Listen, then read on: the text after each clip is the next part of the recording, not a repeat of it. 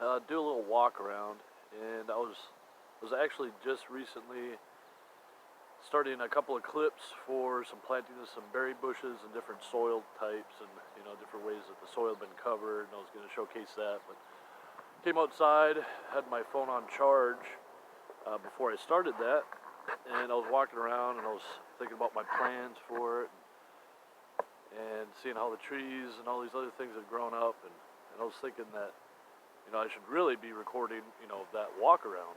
And then I got to thinking about it and thinking about why I'm making these videos, and it really comes down to I wanted to showcase the process of growing my own food, of converting all this lawn into usable land that produce something of worth, and I wanted to show the progress of it.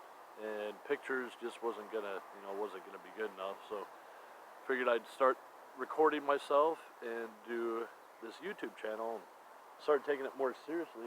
And I was thinking, I was like, man, I really gotta take different angles, actually do these videos from different angles. And one reason why I don't stand over here is because, well, I'm self-conscious and shy. So my neighbors aren't at home. At least there's no cars here. There's nobody in the parking lot, and so I feel more comfortable videotaping this. So that's why I'm starting out here, and that's why I'm doing it right now. So I'm gonna flip this camera around, and I'm using this little selfie stick tripod thing, so hopefully it'll be less shaky than others. And I'm gonna walk around basically to your right. I'm gonna walk around. I'm gonna show you some of the areas that the city had mowed, and show you where it hasn't been mowed for a couple of years, and show you how some of the trees have kind of bounced back and what's growing, what these plants what I think they are, and really how it doesn't really matter what they are, because I'm gonna let them grow around anyway, here. So stay tuned. Let me back up a little bit. This right here is the lawnmower that ended up, well, I didn't check the oil on it, and it ended up blowing pushing a rod through the engine blocks, and now it's a piece of lawn art. Couldn't find anybody just to pick it up, and there's not a junkyard in town anymore, so a good thing it's green because it kind of matches up. And if I keep this area around here, like I mow a couple times and then I'll weed eat, so it looks like I just parked it, and it doesn't look like it's a derelict piece of crap. So someday we'll move it, but it's not that important yet. And some of this stuff on the edge of my property, of course, has been here forever. Here's a maple. Yeah, just a regular maple. I have a lot of silver maples on my property, and this will be one of the trees that I tap this fall. Try and make maple syrup. Down here, right here, I actually planted 4 cold hardy kiwis that don't seem to be doing very well, but we'll see if they were just shocked when they planted them, and they'll come back by the end of the year. But there's also 2 grape plants. One of those grapes is doing pretty well. And I don't want to get too caught up in all this, because I really want to do this walk around. But there's a walnut tree here that I will be harvesting all the walnuts around, and I'll make a video kind of showing some of the techniques that I've seen from other people, but I want to break it down into the easiest, simplest, cleanest way to get the walnuts out. There's a definite market for American walnuts versus the European walnuts that you get in the store, and there's a bunch of reasons for that I'll cover in that video or videos.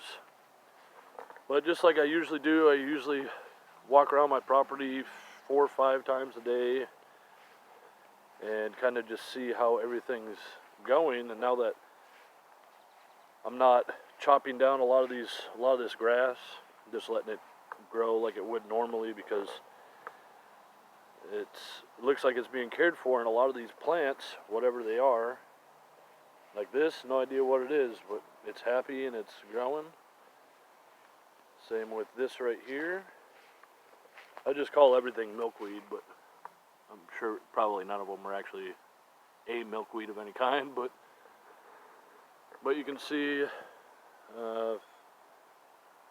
maple trees. There's a couple maple trees, pretty obvious there. There's actually about a dozen maple trees in that whole area, and there's a lot of the faux strawberries, or the fake strawberries. They have white flowers, and when they put on fruit, they don't taste like anything. I haven't really even seen bunnies or anybody eating them. The bunnies are much happier eating my clover than anything else. But it's interesting to see some of these plants that pop up. And this one's flowered and just about to seed, I suppose. I don't know if this is the beginning of the process or the end of the process or what, but you can see, there we go, little flowers. And then some of this longer grass, if I really, care to rip it up, I can. And sometimes I do this, I'll just walk around and grab stuff, just, I don't know, keep it somewhat tidy. I mean, I haven't mowed this grass for coming on just shy of 2 years right now, but there's different trees popping up. And this is, just to show you the difference. Here, let me stop this and start recording again. Alright, we're back. This is that little area where the city had come through, so I'd let the grass grow for a full year. Then just about 2 months ago, the city had come through and mowed this part all the way. I mean, it's pretty obvious where they mowed. They mowed all this, and they mowed all the way up there.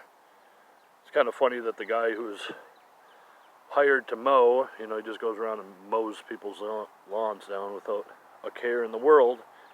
He kept stopping at the walkways, which, if I had that job, I would probably call my boss and go, hey man, there's like pathways and obvious trees planted here. Should I keep mowing? But that's just me.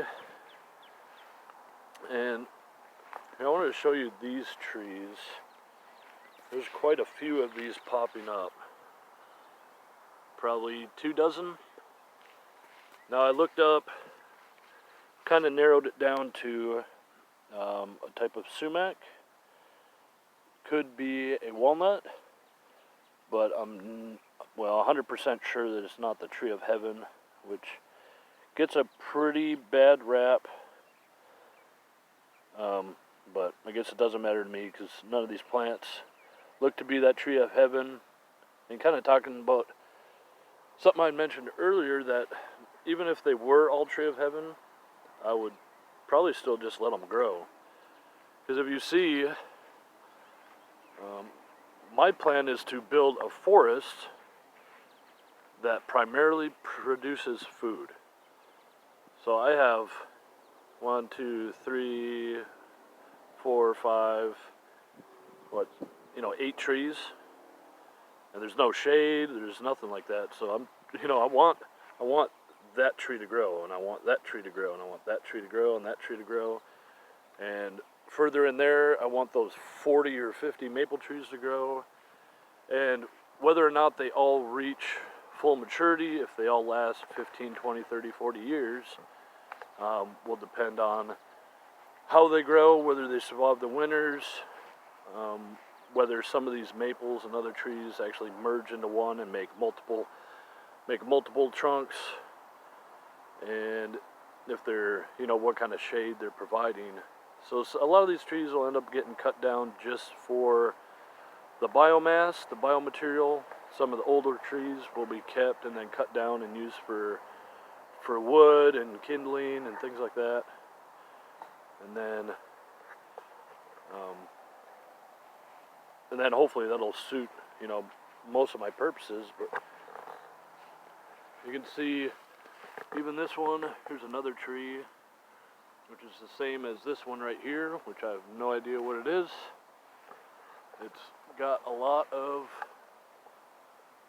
babies of something on it. So whether these are moths or some kind of, I don't know what they are. I'm not that well versed, but I mean, it's just all over the place. So keep an eye on this to see what actually comes out of those. This tree's been here for 30 years, so it's a favorite spot for whatever bug is planting their babies there. Let's go around here.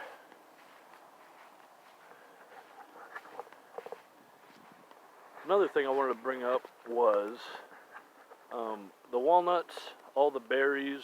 Like I just planted some elderberries. I got more elderberry cuttings coming, and I have a couple boysenberries and of course hascaps and stuff. And a lot of that stuff I want to eat. You know, I want to be able to eat all that. It'd be nice if I could get to a spot where I'm, you know, as close to 100% self-sustainment as far as food and water. But also with the excess, there's a couple of, you know, jam makers in the area that I might be able to just sell bulk berries to, or I can start making my own jam and selling those, maybe partner with other people to bring in other source of income. And just about, I mean, every time I bring up the word hascap berry or sugar paillas berry or Japanese berry, nobody knows what I'm talking about. So there's a market there because nobody else has them. So that's just another thing that I think of. That's why I always try to overplant pretty much everything I have, and even the trees that I have planted, because I planted some different pine trees. I planted some other bushes that don't have any like food value, but will, you know, create some sort of diversity, and wind breakage. So this whole, if you look down here from about here all the way down right along the edge of the road here to about right here, I want there to be pine trees, and then I'll plant some spruce trees, and of course there'll be other trees just like that pop up, just to create some sort of, you know, some sort of wall here. I'm thinking about putting a couple of pine trees on that other property where it's mowed in the spring, and those are trees that'll, you know, I think they're white cedars, and I'll buy those from the county themselves, from their soil and water conservation district. But you can see we get down at about 3 foot, the amount of things growing. There's a monarch butterfly right there. If we can get to it before it runs away. Can you see it there in the left there? Just in the center of your screen. And this is a registered butterfly way station, so it's good to see that there's, you know, monarch butterflies here.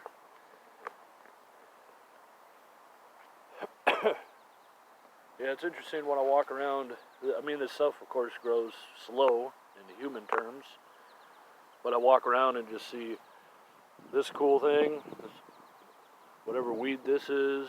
You know, they're all weeds, I suppose, when you just want grass, but flowering, another patch of whatever this is, and then in the middle here I've planted a couple of pine trees. There's a pine tree right here. I think it's hard to see looking at my screen to where I'm pointing at all the time, but I'm just using my phone. I'll be switching over to a better camera, I think, here in the next couple of weeks, I hope. But it's just nice that I can, it's a little bit of work to maintain something that's no-mow. I mean, I've had to widen these pathways a lot. I've had to come through and hand chop a lot of this grass. But just taking it in small bunches, it's not too much work. Kind of sucked when the city wanted to come through and cut down my grass. When they sent me a letter saying that my grass was too high and over 8 inches, all these things. I'd do the appeal. I was really worried that they would come by and, you know, all this planning and thought and hopes and dreams was all just going to get mowed over. And if they had done that, this patch of awesome wouldn't be here.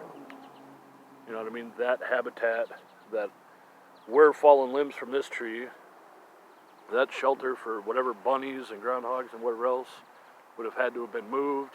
That patch of whatever that is would be gone. those awesome things would be gone. I mean, it's just incredible what would have been just destroyed. Just because we're used to this. We want just this, and that's it. And I found that to be pretty useless, at least over this. I mean, it's a half acre. To have a half acre that's completely mowed, and then never to actually walk out and do anything on that grass seemed like a waste of time to me. So I'll show you this monarch way station sign, and I will be doing a more detailed video on how to get that set up, and for the National Wildlife Refuge, whatever their National Wildlife Foundation. Yeah, I'm like a National Wildlife Refuge official, and I got another sign for that. Of course, a certificate, but that helped with my appeal to the city that I had those two statuses, whatever. And it just shows that there was a purpose. And here you can see, I mean, it's just cool just walking around seeing what naturally, like I didn't plant any of this, what naturally just popped up. That's all something different. Here's another group of things that are different, and then the violets just take over. Hopefully I'll get to another patch where it shows the violets have just, you know, shaded out the entire ground. There's hardly any grass coming up. And then it also helps when I walk through, and of course, watch out for speed bumps. But it's cool when I walk through, especially when I was about to do this other video on planting these berry bushes, is I wanted to dig up and plant into a piece of ground that had been mowed, just like this. You know, dig that up, get the dirt out, plant the little bush, cover it up with, you know, mulch or whatever I want to do, to see the soil consistency of that versus an area like this, where this has been grown up for almost 2 years now, and cut away that and plant into that to see the different soil. And anyways, this is my thistle, my beautiful thistle bush. But anyways, what I was intending to say was, as I'm walking around, I get to see, okay, well, I have Jerusalem artichokes here, sunchokes. I have a few different annuals that I'm growing here. I have a cranberry bush here, blueberry bush. Let me see. Another blueberry bush. Yeah, I got blueberry bushes down here. I planted comfrey along the edge, which I don't know if that one will make it since the cucumbers have taken over, but I planted a couple of comfrey around here, and I have a black cherry bush here on this opposite side. Across the way there's a black cherry bush there, black cherry bush there, and a black cherry bush right here. So these other berries, if I have berries also on this walkway, there's hascaps, blueberries here, and of course strawberries here. So if I have blackberries, those would typically be in a clump. So I need to pick an area, possibly on the long side here, that if I clear away the soil and plant those, and that grass is cut down so they get plenty of sun and they grow up and they end up being, you know, out competing the grasses that are there, then I have a blackberry patch right there. And then of course this is a mulberry tree, so I'm always taking mulberries from here. But I can walk around and go, okay, well this seems like an empty spot here. So when I'm walking around or possibly giving tours to people, you know, what do we want to showcase? Every time we walk down an area, what am I going to point out? So this area here on the right is, you know, look at all these maple trees and how well the violets are doing, but there's no food there's nothing for me to forage just in my regular life along the way. So I need to start planting out these edges. Looking at different pathways that might end up being trod down. And it's hard right now really to get a good feel of it, because until this tree gets large enough to give shade, you know, it's hard to picture exactly how that's going to go. So in 2 years, this tree will be up here and it'll be covering this. And then there's a couple other trees there that'll be covering up this part of the pathway. Will this bush get tall enough to do anything? Will that maple, there's a maple here, and there's another 10 maples, 20 maples here. Will all those maples be big enough to shade out this whole area? And in 10 years, the berry bushes that I plant, for example, if I put a few berry bushes here, right, if I just put boysenberries right here, for the next 10 years, I'll be able to get boysenberries from there. And how long does a boysenberry last? Is their life cycle 10 years, and I should be actually planting more or taking cuttings from that berry just to move it.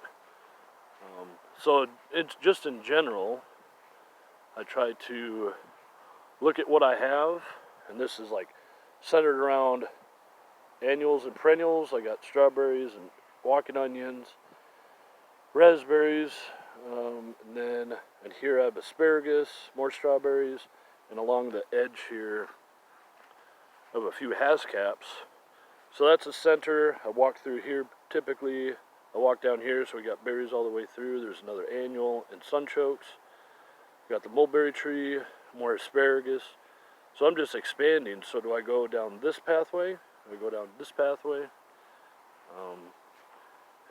It helps and makes the decision a lot easier if I have 6 bushes that I ordered instead of 2. So I can put, there's a black cherry here, black cherry there, but I could put a couple boysenberry here, a couple boysenberry here, a couple, patch of blackberries here. So it just makes it kind of interesting. And these are things that I think of when I'm walking around. What else could I put here? These strawberries are so cheap. You get a whole bundle of 10 for 15 bucks, and they duplicate themselves. It'd be nice to just have more strawberries. And then these hascaps, as long as you have 2 varieties, you're gonna get plenty. So each one of these bushes was 15 bucks.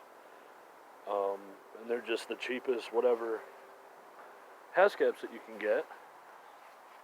But then if I buy a more expensive variety, I just need to put 1 there, and that'll help self-pollinate or cross-pollinate this one, those 2, a couple more that I have over here. Then I can plant 1 more on that side, and that'll cross-pollinate those 2. I have a couple more over there, so I just planted a third, different type over there. So all of them cross-pollinate. And I mean, a lot of this talk is about trees that are just naturally growing up and berries I planted. And we'll get into the different peach and pear trees that I'm thinking of planting here in the next month. Apricots. I'm not sure about apples yet. I think I'll end up planting apples, but I'm not too excited about apples. Even though there's so many uses for them, I should probably get with the reality of how useful apples really can be. Even if I don't dislike an apple product, apple jam or apple sauce, I can mix it in with other berries and things like that. So, but no, thanks for watching. Kind of give you an idea of why I even have this, why I'm even recording, why I post it on Facebook, and why I'm taking the YouTube, taking it more seriously as far as having more specific, designated videos about certain topics, a little bit better video and editing, because part of an additional part of income could come from this channel. If I don't make, for one, anything that people want to watch other than myself, then it's kind of, almost a waste of time. Why even put it on a website?